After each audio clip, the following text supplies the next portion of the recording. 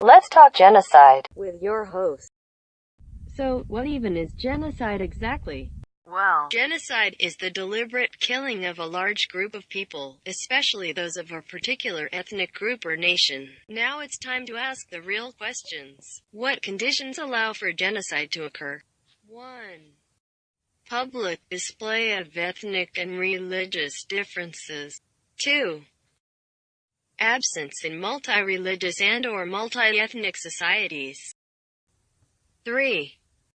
Absence of laws to prevent it. 4. Deep-seated insecurity on the part of ruling elite. 5. One group is seen as weak. 6. Racial or religious discrimination is acceptable. 7. The discrimination becomes institutionalized. 8. Widespread hateful propaganda towards ethnic and/or religious groups. 9. Violence towards different groups is normal. Another great question we can ask is, what can be done to prevent genocide? After the Holocaust, the world claimed they would never have genocide again. And yet the mass killings still occur. So how do we stop genocide? Sound the alarm and demand action. We have to stand up to those in charge to make the right choices. Stop the enablers. Creators of genocide cannot succeed without support. Therefore, if no one supports them, then we do not have to worry about another genocide. Make human rights and genocide prevention core values. If we make treating others respectfully and not shunning them out a main priority and even a law, then we will see genocide vanish.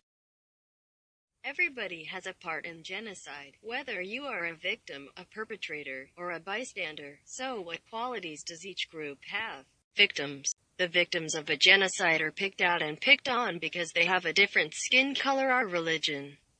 At the end of the genocide, the victims that survive are usually very hesitant and have terrible PTSD and find it difficult to go back to how life was before. Perpetrators.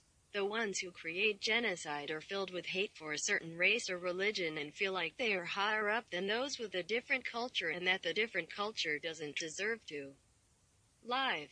So they create a way to turn everyone on that culture and then try to kill them off. Bystanders. These are the people who stand by and watch and do absolutely nothing to stop the terrible things that is happening before their eyes. What causes humans to take part in this horrific act?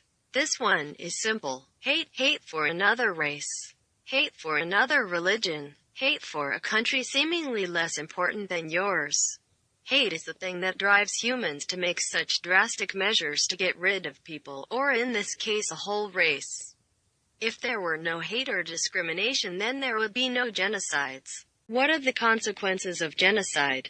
Whole races are lost and those who make it are scarred for life and in constant fear that it may happen again.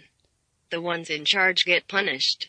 Sometimes they are put to death the same way they put thousands to death. Sometimes they are imprisoned for years or even life. A genocide not as well known as the Holocaust or Cambodia etc. is the Black War.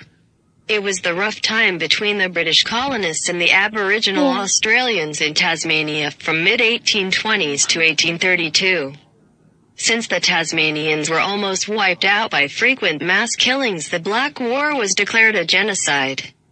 The escalation of violence in the late 1820s prompted Lieutenant Governor George Arthur to enforce martial law, military government involving the suspension of ordinary law, that provided legal immunity to kill the Aboriginal Tasmanians.